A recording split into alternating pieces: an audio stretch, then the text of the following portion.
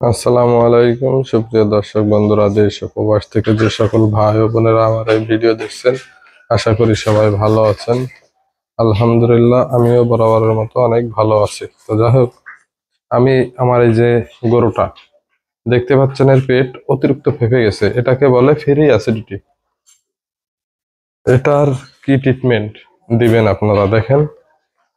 আমি রেমা 40 পাওয়ারের 5টা ইঞ্জেকশন একবারে দেব। এই যে 5টা আমি ইঞ্জেকশনটা রেডি করেছি, তারপরেও খোলস গুলো আপনাদের দেখাচ্ছে। এই যে 5টা একবারে এটা দিয়ে দেবো শিরায়। এবং সেই কার্মিনা সিরাপ যেটা এর আগেও আমি দিয়েছি, এটা কিন্তু হাফের পেটের ভিতরে ঢুকিয়ে দেবো আর হাফ আমি খাওয়াই দেবো। সেটা ভিডিও ধৈর্য ধরে দেখুন, অবশ্যই দেখতে পাবেন। এখন এই যে গ্যাসের ইঞ্জেকশনটা, এটা আমি ওর শিরায় দিয়ে দেবো। ভিডিওটা না টেনে দেখতে থাকুন, অবশ্যই শিখতে পারবেন। গরুটা আমি যে জায়গার থেকে ক্রয় করেছি, তারা জীবনে কোনোদিন কোনো ইনজেকশন দিইনি, তার প্রমাণ দেখেন। গরু কি পরিমাণ ভয় পাচ্ছে। হ্যাঁ, এই যে ইনজেকশন দিলে পড়ে যাবে কিনা, এটাও একটা ভাবনার বিষয়। এ পাশে দেবো না, যেহেতু পড়ে যাওয়ার ভয় আছে, আর ওই পাশে দিতে হবে।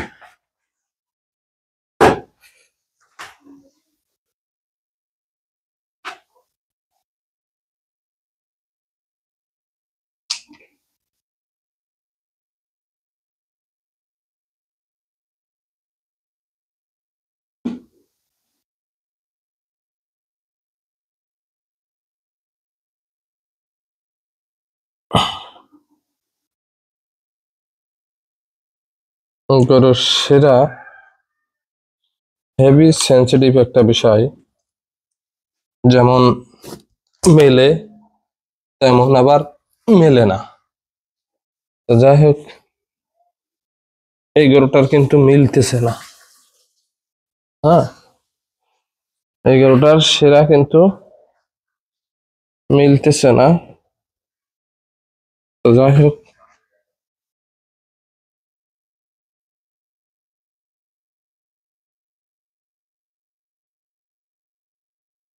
আচ্ছা,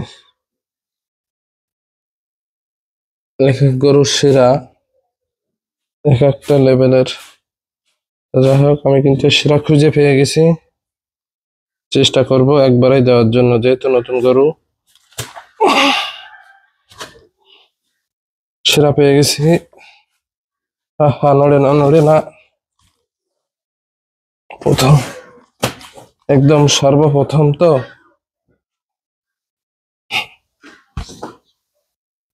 একদম ইজিলি পেয়ে গেছি শিরা। তো যাই হোক, আহ! দাঁড়া। আহ,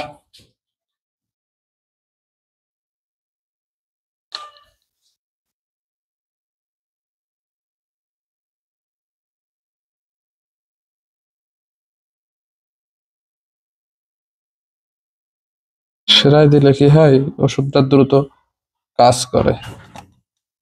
তো যাই হোক, আমার শিরায় কিন্তু দেওয়া হয়ে গেছে। একটু কষ্ট হয়েছে, তারপরেও সেরাই দিতে পেরেছি।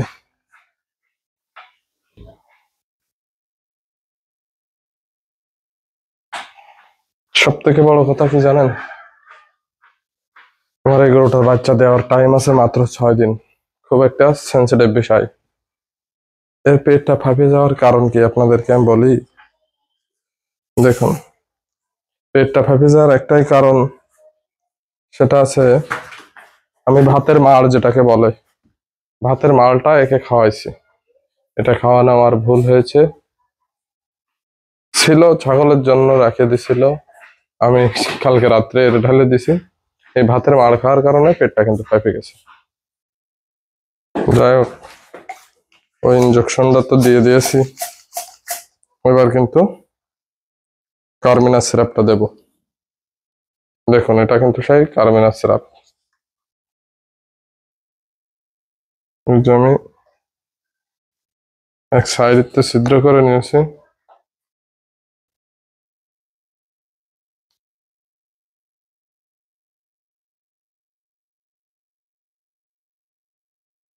আশা করতেছি মাত্র 20 মিনিট, মাত্র 20 থেকে 25 মিনিটে আমার এটা সম্পূর্ণ সুস্থতা দান করবে আল্লাহ। মাত্র 20 থেকে 25 মিনিট। দেহ দিন 11টার কোনোদিন ইনজেকশন দেওয়া অভ্যাস না, দাঁড়া, এই কারণে কিন্তু এমন করছে। এই দেখো,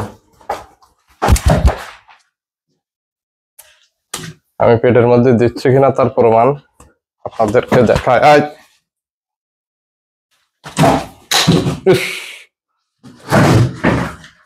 পড়ে গেল, সুচটা ভাঙ্গেও গেল, সুচটা ভাঙ্গেও গেছে, পড়েও গেছে। তো যাই হোক, আমি কিন্তু পেটের মধ্যে দিচ্ছি এবং দেবো। আবারও নিয়ে আসলাম সুচটা চেঞ্জ করে। যাই হোক, আপনারা না দেখলে শিখবেন কিভাবে যে আসলে আমি পেটের ভিতরে দিচ্ছি কি অন্য কোনো জায়গায় দিচ্ছি। এটা আমার মাত্র 6 দিন টাইম আছে বাচ্চা দেওয়ার, তারপরেও কিন্তু আমি পেটের মধ্যে ইনজেকশনটা ঢুকিয়ে দিলাম, দেখছেন? তো যাই হোক, এইভাবে কিন্তু আমি পুরোটা ঢুকিয়ে দেবো। আপনারা ট্রিটমেন্টটা শিখে রাখুন, অবশ্যই কাজে দেবে। সবাই ভালো থাকুন, আসসালামু আলাইকুম। এখন আমার পেটের মধ্যে ইনজেকশনটা দেওয়া হয়ে গেছে, এবার কিন্তু ঢালে খাওয়াই দেবো। এটা ওর গালের ভিতরে ঢেলে খাওয়াই দেবো। একা একা যেহেতু আমার কোনো সহযোদ্ধা নেই, আমি শুরু থেকেই বলে আসছি আপনাদেরকে, সেহেতু আমি কিভাবে এটা খাওয়াবো। এখন আমি আমার কৌশলটা অবলম্বন করেছি, আপনারা আপনাদের কৌশলে আপনারা খাওয়াবেন। দেখছেন, এটাকে আমি উপরে বাঁধিয়ে নিয়ে